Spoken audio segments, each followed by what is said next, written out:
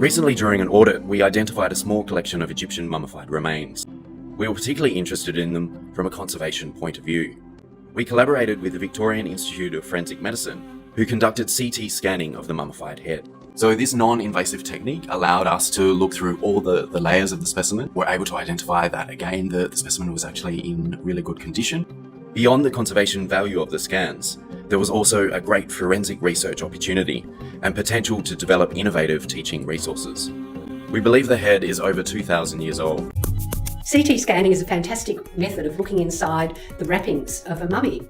We've been CT scanning mummies since the 1990s, and as the technology with CT scans improves, we get more information. We can look at the density of bones, the thickness of bones, we can go inside the body. And with this head, we've got an excellent example of mummification.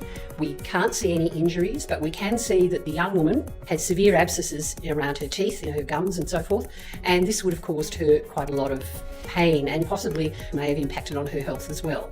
With our multidisciplinary team, we are discovering more and more about this young woman. And in this case, this head has artificial eyes. So that's not uncommon for ancient Egyptian mummies, where the ancient embalmers attempted to make the person look as much as they were in life as they are in death. So my involvement in this project was essentially to analyse the data of the CT scan files from Victorian Institute of Forensic Medicine and create a 3D model.